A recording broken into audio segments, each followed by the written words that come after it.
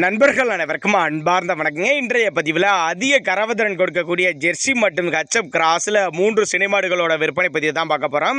3 மாடுகளுமே நல்ல தரமான மாடுங்க, நல்ல பெரிய சைஸ் மாடுகள் சொல்லியிருக்காங்க. நல்ல பின்கணத்தில் ஒவ்வொரு மாடும் நல்ல தரமான மாடுகளாக இருக்குதுங்க. கம்மி பட்ஜெட்டில் விற்பனைக்கு வந்திருக்குது. பெரிய பெரிய பண்டைகளுக்கு ஏற்ற மாடு நல்ல லாபம் ஈட்டி தரக்கூடிய மாடுகளாக விற்பனைக்கு வந்திருக்குதுங்க.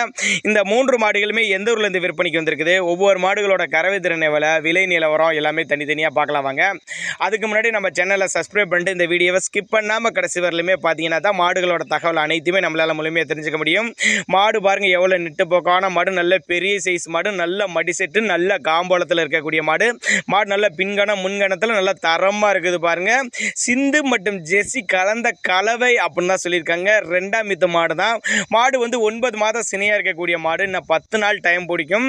20 to 22 லிட்டர் கறவை சொல்லி கொடுக்கலாம் சொல்லியிருக்காங்க. 22 லிட்டர் கெப்பாசிட்டி கொண்ட மாடு, 20 லிட்டர் கேரண்டி சொல்லியே கொடுக்கலாம். நல்ல காம்போலத்தில் இருக்குதுங்க. மாடு கறவை கேரண்டி கொண்ட மாடு, எல்லா கிளைமேட் அடாப்ட் பண்ணிக்கக்கூடிய மாடு.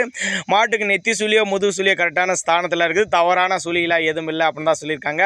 சினையாக இருக்கக்கூடிய மாடு இன்னும் 10 நாள் டைம் பிடிக்கும் அப்படின்னு தான் சொல்லியிருக்காங்க. தேவைப்படும் நபர்கள் மட்டும் தாராளமாக அவரோட கான்டாக்ட் நம்பரை கான்டாக்ட் பண்ணுங்கள்.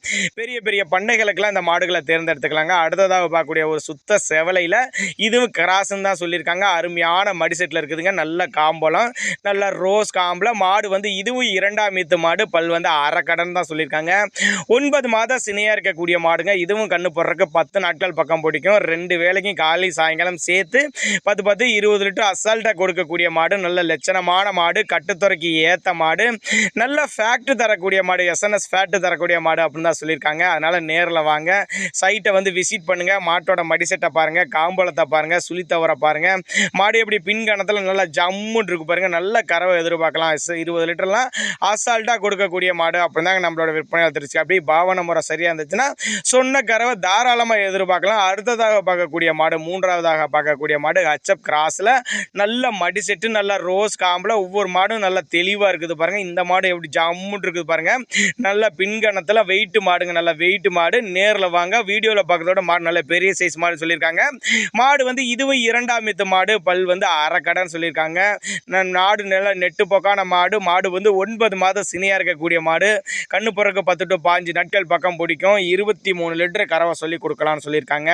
கள்ளக்குறிச்சி மாவட்டத்தில் தான் விற்பனைக்கு வந்திருக்குது. சின்னதாக ஒரு அட்வான்ஸ் மாதிரி போட்டிங்கன்னா மாட்டை கொண்டு வந்து வீட்டில் இறக்கி விட்டுட்டு மற்ற பேமெண்ட்டை வாங்கிட்டு வந்துக்கலாம். ஏன்னா அந்த அளவுக்கு நல்ல தரமான மாடுங்கிறதுனால நம்பிக்கை சொல்லி கொடுக்கலாம் அப்படின்னு தான் சொல்லியிருக்காங்க. வெயிலோ மழையோ எல்லா கிளைமேட் இந்த 3 மாடுகளும் தாங்கக்கூடிய மாடு.